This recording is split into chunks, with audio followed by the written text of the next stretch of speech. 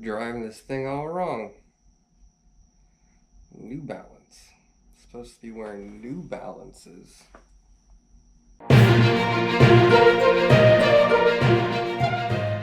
Well, welcome back to the channel, boys and girls. Another fun, exciting news segment with your host, VetOnVettes. Before we get into it, here are a few channel updates. The coilovers were a huge success. Those that follow the channel, both the install and the review and the alignment process, good to go, dialed in, perfect, love them. Next thing's gonna be big brakes up front, but before I can do that, I gotta do a square setup. So I gotta secure a set of 18s up front to match the rear, so look for that coming down the pipeline. Something really fun I'll be doing in a few weeks. My wife's on her trip. When she gets back, we will be going to a Chevy dealership to order our C8 together. Given the fact she's letting me purchase something so irresponsible, I'm letting her pick out the package and the color. So she has full range of everything. I'm not worried, I trust her taste, but it'll be fun for both of us, and of course you guys to go with us when we do it, so looking forward to that. Alright, so I got 6 fun, interesting Corvette stories from all around the globe, so let's go ahead and get into it. First stories would kind of upset me, almost kind of surprising, and stupid. So GM Tech was caught driving a customer's C8 Corvette in a very stupid manner, actually going as far as racing another car, weaving in and out of traffic on a busy highway. If you Google this, you can see the video. It's pretty crazy. Here's a picture here. He reached speeds of 148 miles an hour. That's insane. The car was just in for a mild misfire, ended up being just a loose spark plug, but the tech really wanted to make sure.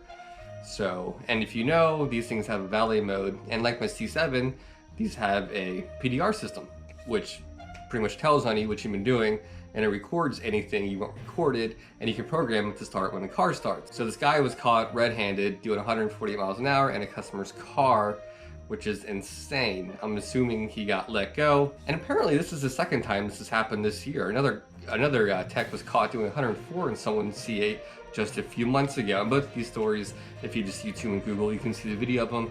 Pretty freaking crazy. This next story is kind of a feel-good story where a couple, Larry and Carol Watkins, donated their 1996 super rare 1 of 6 Grand Sport to the National Corvette Museum. I've learned recently that a lot of the Corvettes there are donated, which is pretty damn cool, and it makes the fraternity of a Corvette ownership kind of really unique. They purchased this car 25 years ago, brand new, and the Corvette Museum was looking for one of these very rare 1 of 6 Corvettes, and they happened to have one, and they said, hey, why not? We'll donate it. No, I'm not sure if they get to keep it forever or they get to keep it for a little bit, but they wanted it to be on display so people can see it. Furthermore, in 1996, they only made 810 coupes with the Grand Sport package. And from the pictures here, the thing looks brand new, like it's right off the assembly line. No word on the actual mileage on the car, but it's very pretty and it's very traditional Grand Sport colors. This next story is kind of surprising. A 1961 Restomod Corvette sold for over $350,000.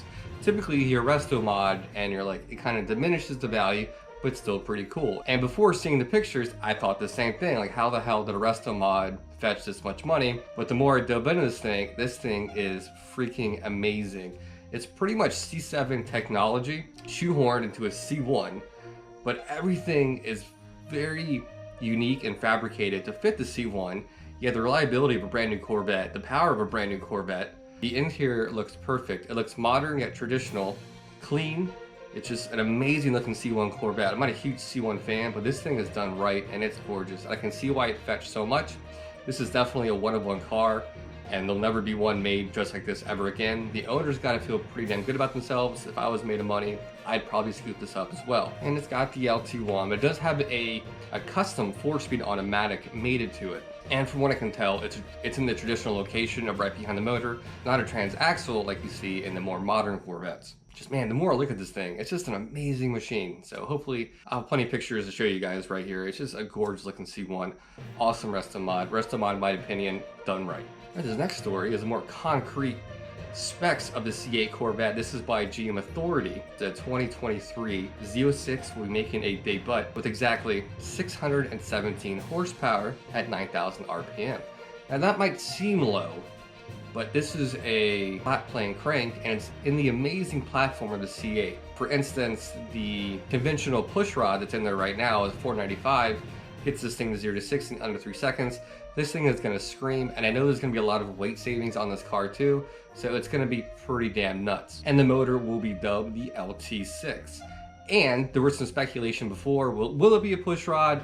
Will it be a dual overhead cam? And it is going to be a dual overhead cam. If you watched my video a few months back about my traditional push rod versus a flat plane crank, in that video I wasn't sure yet what was going to be, but now we know it's going to be a dual overhead cam, which will make it breathe a little easier. It's going to be more mechanically involved, and engineering is going to be a little more crazy than a traditional push rod. The push rod, in essence, is pretty damn simple. So this will be one of the craziest Corvette engines ever made, outside of the C401, which is also a dual overhead cam motor, but that was made by Lotus and Mercury Marine. Totally different animal. But I'm excited to see this thing in person. This is going to be nuts. And I believe they're going to debut this thing here in a couple months, and I'll have a big spectacle when they do that, my thoughts and stuff, and all the specs and what I think, so that'll be fun. But yeah, we're getting a lot more of the hardcore details coming out on the C8 Z06.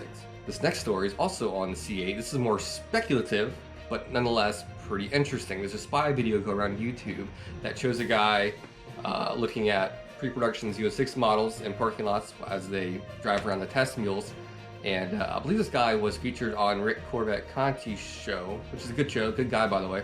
Check him out. But yeah, he was able to sneak in and get close enough to take pictures of underneath the car, and from what he can tell, it's going to be a magnesium gearbox, which is pretty damn cool. Now, magnesium is very light, but it can be more brittle. So it's going to be interesting to see how they overcome those hurdles. But again, this story is kind of speculative, but pretty damn cool. The guy that filmed this also says that the exhaust exits will be different and more traditional, in line with the C567 in the middle, rather flanking the outside, which I would love to see. I think the C8, one of the Achilles heels is how they got the exhaust. It's okay, it's just the square doesn't look right, and it could have been a lot better. That's one place they kind of, in my opinion. But yeah, this gentleman by the name of Brandon, I was trying to take these pictures, said it was very hard to get in and take pictures, but he got in and got out, take pictures best he could, and pictures will be included here, what I could find that he provided. So yeah. So where else are they gonna save weight on the Z06? So it's gonna be crazy.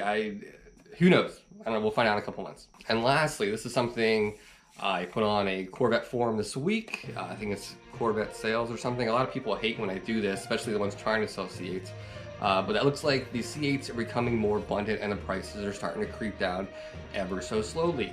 This past week, I saw at the most 18 Corvettes for sale on CarMax. I use CarMax as a barometer because they reach nationwide and they use a current market value. That's a very good barometer. So you can see on there, they have 1 LTs for about 93 starting, and they have 2 LTs all this week for 96, which is pretty damn cool.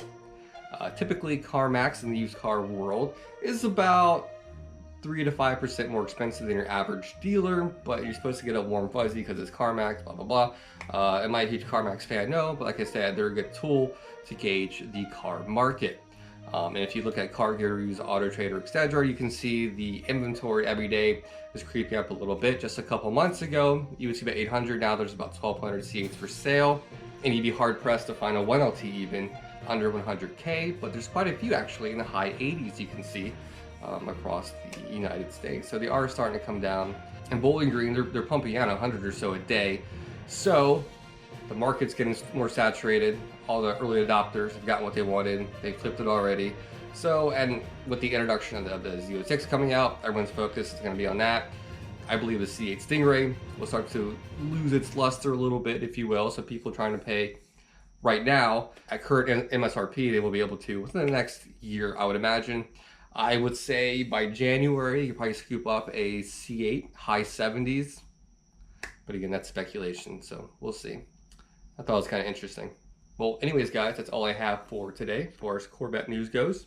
I got some fun videos coming out this weekend, so make sure you look out for those. And I'll catch you guys next time. Mark out.